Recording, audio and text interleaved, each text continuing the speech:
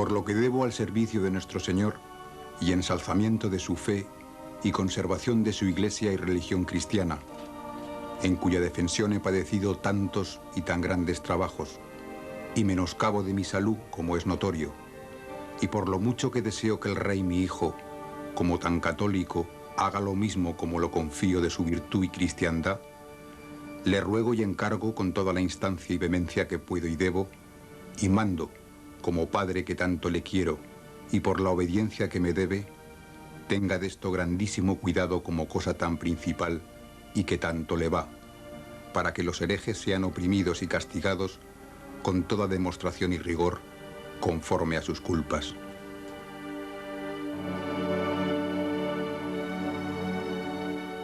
Poco antes de morir el emperador en este monasterio de Yuste, desde cuya cama podía ver el altar mayor de la iglesia, se descubrieron 2 células luteranas en Castilla. Carlos V se apresuró a escribir a su hija Juana, regente en aquellos momentos, para que atajara de raíz estos movimientos protestantes.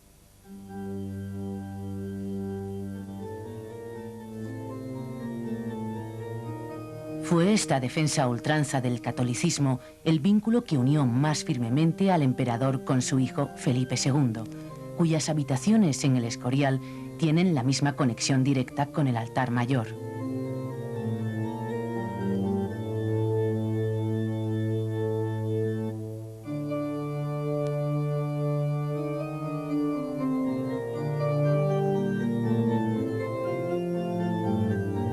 En el contexto de la segunda mitad del siglo XVI, el catolicismo era el único nexo que podía unir territorios y gentes tan diversas como las que componían la monarquía hispánica, y consciente de esto, Felipe II, al igual que el emperador, se mostró inflexible frente a sus enemigos.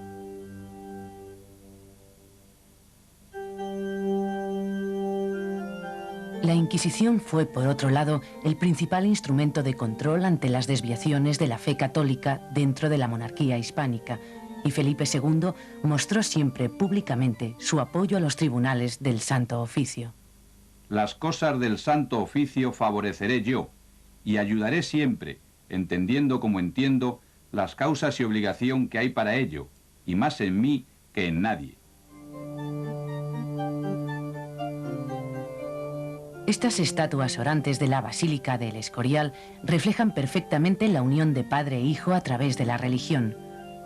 La lucha que ambos mantuvieron contra la herejía a lo largo de sus vidas hay que contemplarla en el sentido de que herejía y rebelión eran como 2 caras de la misma moneda en el marco histórico del siglo XVI.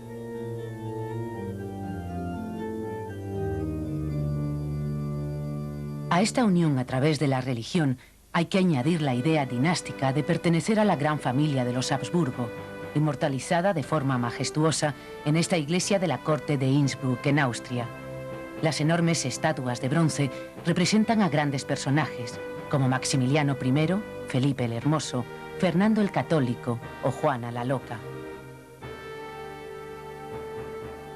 Tanto Carlos V como Felipe II fueron siempre conscientes de su pertenencia a una familia cuyos intereses deseaban fortalecer al máximo. Pero aquí acaban prácticamente las similitudes entre Carlos V y su hijo Felipe. En casi todo lo demás fue muy evidente la diferencia de caracteres y la consecuente diferencia en la forma de gobernar.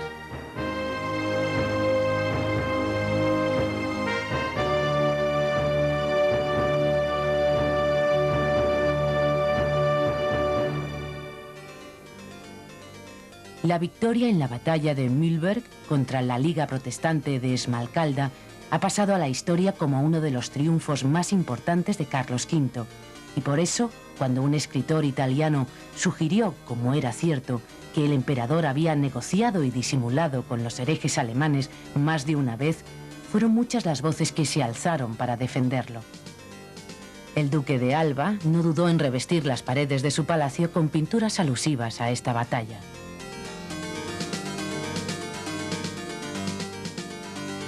La imagen que tenemos del emperador Carlos V es en gran parte la que él mismo nos proporcionó.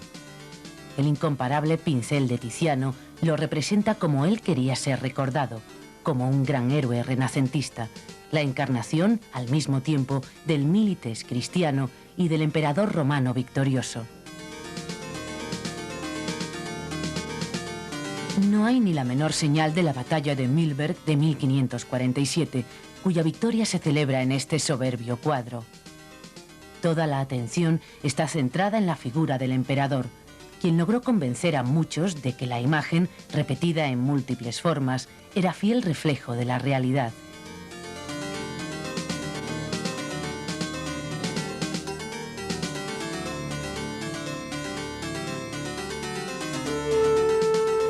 Años más tarde, Felipe II quiso que Tiziano le hiciese un cuadro de idéntico tamaño para inmortalizar otra victoria, la gran batalla contra los turcos en Lepanto. En este cuadro, sin embargo, Felipe II cede el lugar principal a la figura de su heredero, el infante don Fernando, ofrecido al cielo por el propio rey. En el momento de su gran victoria, Felipe, en vez de cubrirse de gloria, se humilla ante Dios y ensalza a su dinastía y a su fe.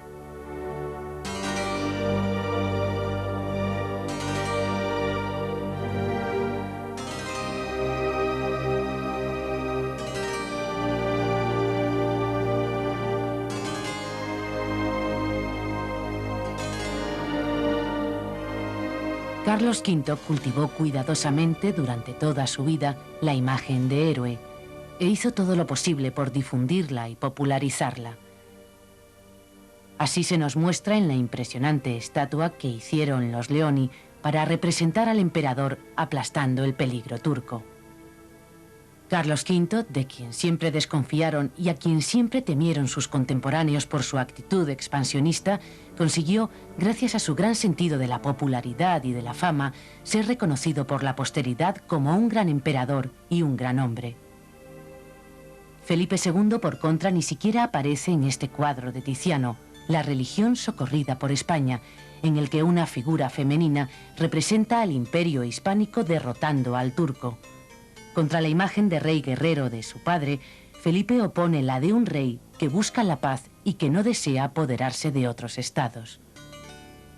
Felipe II, además, rechazó siempre los escritos y las imágenes laudatorias y utilizó los medios propagandísticos de que disponía para promover su dinastía y su fe. A los cronistas que intentaban escribir una biografía de su vida, les mandó trabajar para ensalzar la figura de Carlos V o la historia de los reinos de la monarquía hispánica y las luchas de cristianos contra los enemigos de la fe.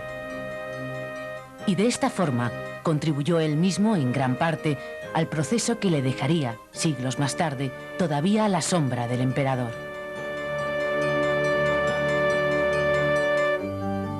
Aunque a Felipe posiblemente no le gustó este cuadro del Greco, lo cierto es que este gran pintor vio así su figura, oscurecida y cercana a la tierra, junto al hueco que se abre mostrándonos el infierno. En un cuadro de similares características encargado por Carlos V a Tiziano, el genial pintor de Venecia coloca al emperador ascendiendo hacia la Santísima Trinidad, solo por detrás de la Virgen. Este cuadro, en el que también aparece Felipe, acompañó al emperador durante su retiro en Yuste, donde lo tuvo ante sus ojos hasta el momento mismo de su muerte, y actualmente es una de las pinturas más importantes del Museo del Prado. En esta visión de la gloria hay luz, alegría y gozo puro de lo divino.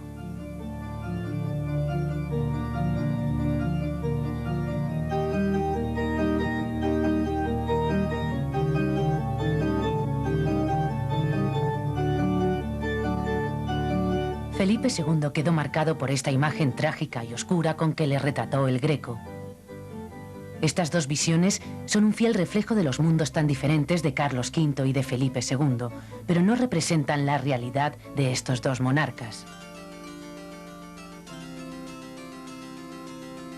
Estas diferencias en cuanto a la personalidad de Carlos y de su hijo Felipe se traducían en la práctica, como era lógico, en una forma bien distinta de gobernar. Esta tienda de campaña que el emperador utilizó en Túnez nos habla de la presencia de Carlos V al frente de sus ejércitos en cuantas batallas libró, llevándole constantemente de un lugar a otro y pasando a veces por situaciones de auténtico peligro. Carlos V mantiene aún la imagen medieval del rey guerrero presente en todas las batallas.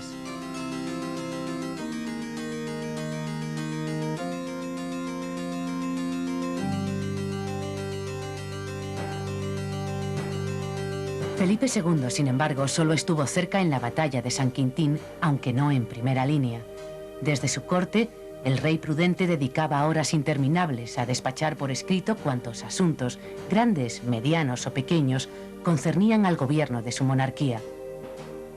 Es la imagen del primer rey moderno, que dirige la gobernación de sus estados desde la corte y que no arriesga su vida en el campo de batalla.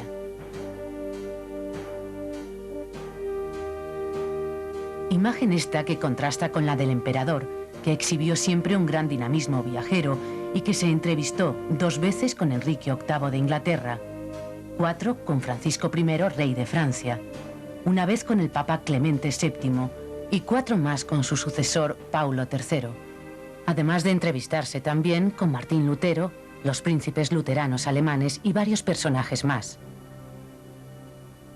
Las distintas formas de ver los asuntos de Estado que tenían padre e hijo se hicieron patentes cuando tuvieron que compartir la responsabilidad de gobernar, y en varias ocasiones se evidenciaron las discrepancias entre ambos.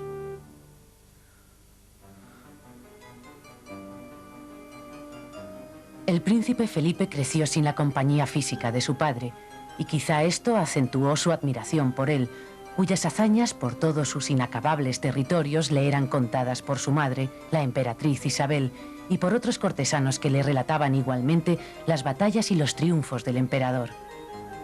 Todo esto debió crear en Felipe una concepción maravillosa de su progenitor, al que debió ver como un ser inigualable. Felipe, hombre de personalidad muy diferente a la del emperador, eligió el camino exactamente opuesto y acentuó los rasgos que le han caracterizado como un rey eminentemente burocrático. Las diferencias entre padre e hijo se pueden ver en casi todos sus actos. En el archivo de Simancas, Felipe II hizo construir el cubo donde debían guardarse sus documentos debajo del de su padre. Pero la proximidad física de ambos compartimentos se convierte en distancia cuando comparamos la riqueza ornamental de este cubo de Felipe con la austeridad que veíamos anteriormente en el del emperador.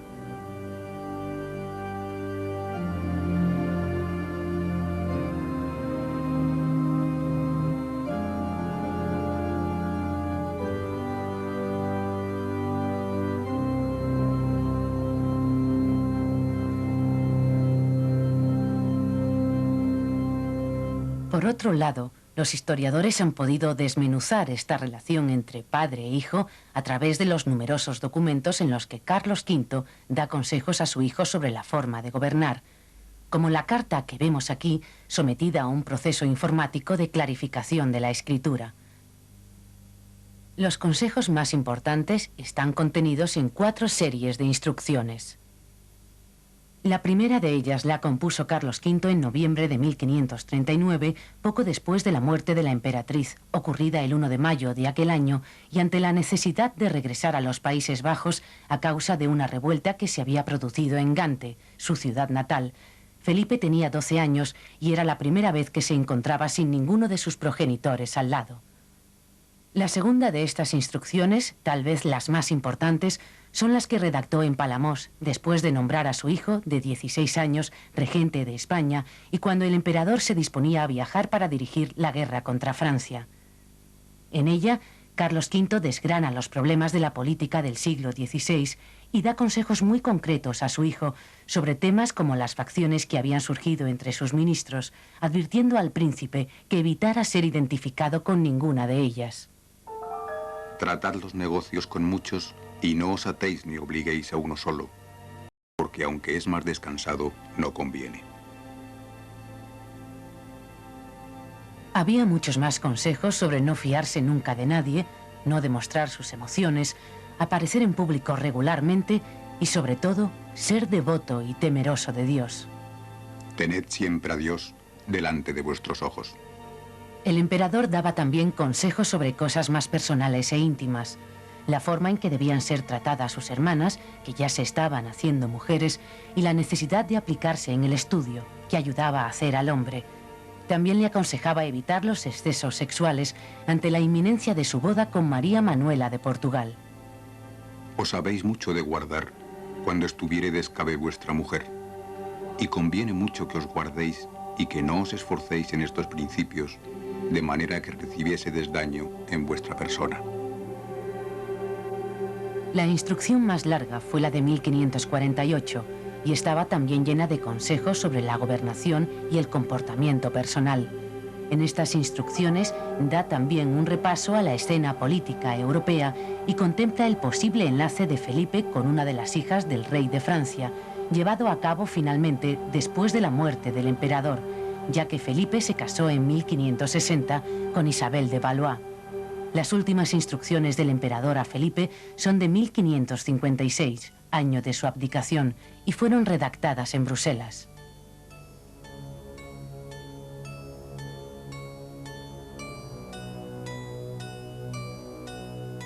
Algunos de estos consejos no fueron seguidos por Felipe II, dando así pruebas de su diferente criterio a la hora de abordar algunos asuntos.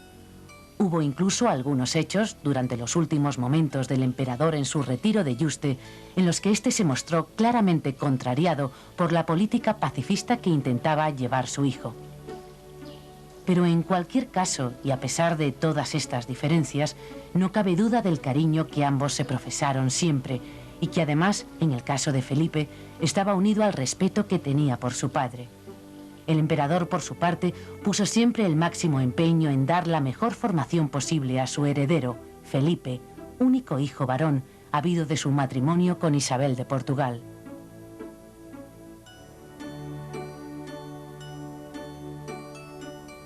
Carlos e Isabel se habían casado el 10 de marzo de 1526 en Sevilla. Él tenía entonces 26 años y era desde 1519 emperador de un gran imperio que no haría sino crecer durante su reinado. A los enormes territorios heredados de sus 4 abuelos se añadirían los conquistados por el propio Carlos en el noreste de los Países Bajos, la Lombardía, Túnez y sobre todo en América. Pero durante aquel verano de 1526 todo esto quedaba aún lejos.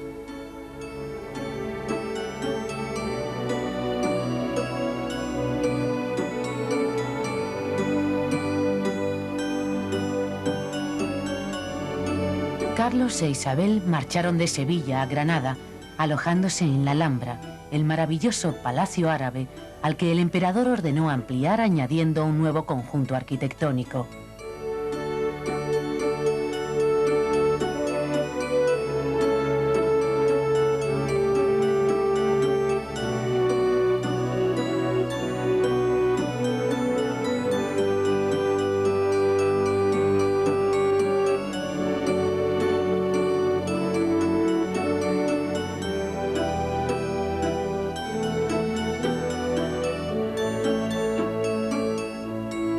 Matrimonio pudo disfrutar durante varios meses de los paseos por los jardines incomparables de la Alhambra, y cuando en diciembre de ese mismo año se trasladaron a Valladolid, Isabel estaba ya embarazada del hijo que años más tarde habría de suceder a Carlos y reinar como Felipe II.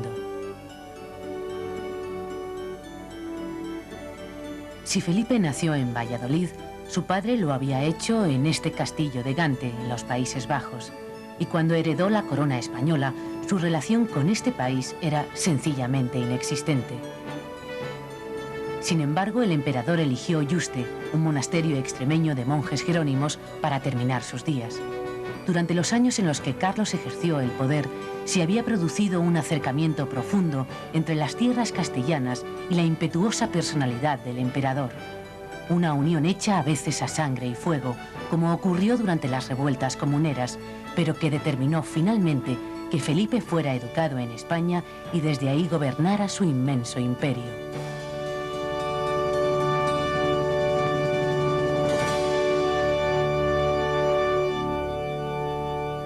Aunque Felipe II empezó a reinar en 1554, cuando al casarse con María Tudor de Inglaterra, el emperador le cedió el dominio de Nápoles y Milán, la historia nos suele presentar los principios de su reinado algo más tarde, con el famoso acto de abdicación en Bruselas durante octubre de 1555.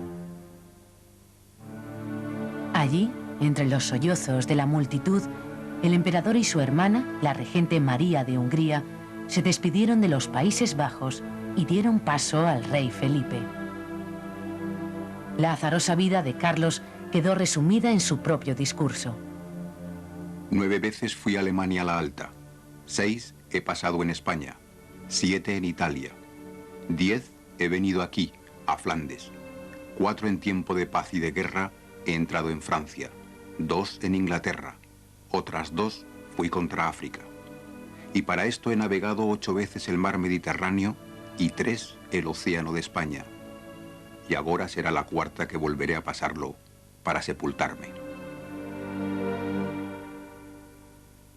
El acto de abdicación quedó inmortalizado en cuadros, grabados y relatos en los que el joven rey, arrodillado ante su padre, en actitud sumisa y obediente, recibió la herencia del emperador. Para muchos es una imagen perfecta que refleja la grandeza de Carlos V y la inferioridad de su hijo. ¿Pero fue realmente el emperador un hombre tan grande al que su hijo quiso y no pudo imitar? Poco antes de retirarse al monasterio de Yuste, Carlos V insistió en que siempre había tenido la intención de hacerlo y que había esperado tan solo a que su hijo estuviese en condiciones para asumir el gobierno. Pero había más realismo que heroísmo en esta renuncia, y Carlos fue más honesto cuando le confesó al propio Felipe otras razones. Así por mi inclinación e indisposiciones tan pesadas y continuas, como por conocer que no puedo cumplir con lo que debo a mi conciencia y al bien común de nuestros súbditos y vasallos.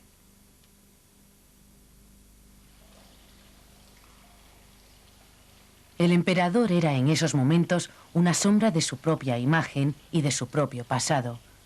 El largo recorrido desde los Países Bajos hasta el monasterio de Yuste, durante gran parte del cual hubo de ser transportado en una litera, dejó patente su declive.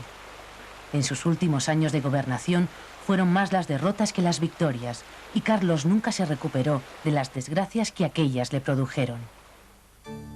A Felipe le llegaba al fin la hora de gobernar a su manera el inmenso imperio heredado.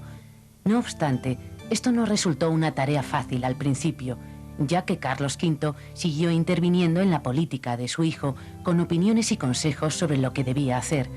Pero aunque el emperador y su hijo apoyaran políticas contrarias, en estos momentos finales de la vida de Carlos fue aumentando paulatinamente la empatía y el afecto entre ambos. Habían compartido la durísima y dolorosa tarea de gobernar una dispersa monarquía rodeada de enemigos. La soledad del poder y la carga pesadísima de su oficio les unía como nunca. Por eso, cuando la muerte sorprendió al César el 21 de septiembre de 1558, Felipe se debió de sentir muy solo. Las fastuosas pompas fúnebres que Felipe II organizó en Bruselas en memoria de su padre se han visto como la señal y marca simbólica del cambio de reinados y de mundos. El rey prudente, libre ya de la tutela de su padre, se disponía a gobernar, demostrando al mundo sus deseos de paz y su disposición a no ambicionar más territorios que los heredados. Aunque se encontró con la dificultad de desmentir la opinión generalizada de que sería un émulo de su padre. Para conseguirlo, no fue necesario un cambio de planes inmediato, porque en aquel momento Felipe II se encontraba ya muy involucrado en las negociaciones de paz con Francia, que siguieron a las victorias de San Quintín y Gravelinas, y que pronto se traducirían en el Tratado de Cateau-Cambrésis, descartando así los últimos consejos de su padre de continuar la guerra. Poco después de la firma de este tratado, la muerte del rey Enrique II de Francia y la minoría de edad de su hijo dio paso a sangrientas luchas entre bandos nobiliarios y bandos religiosos. El mundo esperó a ver lo que iba a hacer Felipe II. Fernando de Austria, íntimo conocedor de su hermano Carlos, comentó que el emperador no hubiera dudado ni un minuto en romper la paz y aprovecharse de la debilidad de Francia. Felipe no solo desistió de aprovecharse de esta oportunidad, sino que envió tropas para ayudar al joven rey francés. Pero Europa estaba dividida en dos bandos irreconciliables de protestantes y católicos que dieron paso a guerras y matanzas espeluznantes que se unían a las inacabables luchas entre cristianos y musulmanes. Además, El temor que inspiraba la enorme potencia de la monarquía hispánica, especialmente después de la anexión de Portugal, dio lugar a extrañas alianzas entre potenciales enemigos ideológicos. La determinación de Felipe II por establecer el catolicismo y asegurar sus estados le arrastró inexorablemente hacia una política bélica cada vez más sangrienta.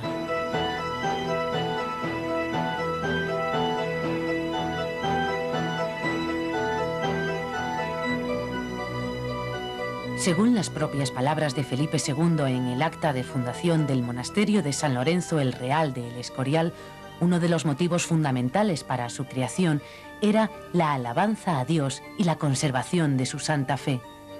Las bases ideológicas en las que se basaba la política de Felipe II fueron las mismas que habían alentado al emperador, y en ellas la religión tenía el papel principal. Aunque Felipe II carecía del título de emperador, su potencia era tal que se presentó como defensor principal de la Iglesia y líder del mundo cristiano.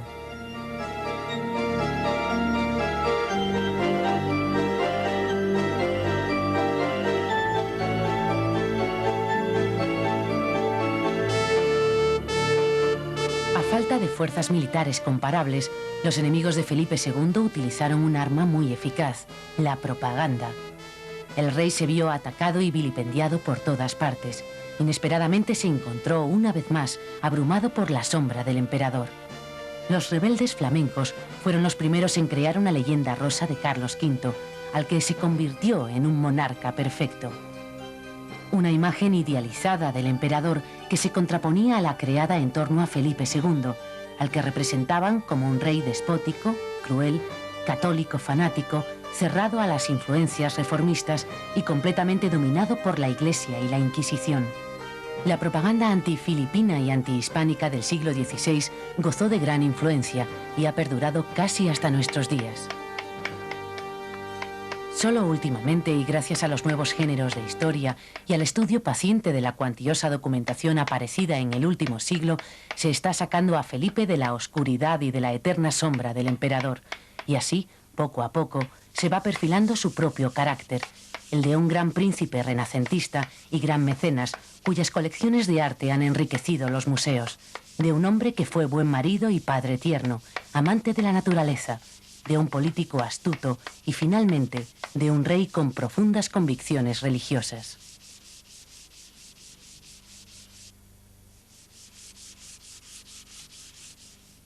Atender los negocios, cumplir con el deber, no se prestan habitualmente a las representaciones heroicas. Pero esto no debe disminuir la estatura e importancia del rey prudente, ni caer en la idea de que su vida y persona carecen de interés. Por el contrario, Felipe II fue un hombre complejo que vivió en un mundo confuso e inestable y que intentó navegar por esas aguas tormentosas con justicia y rectitud.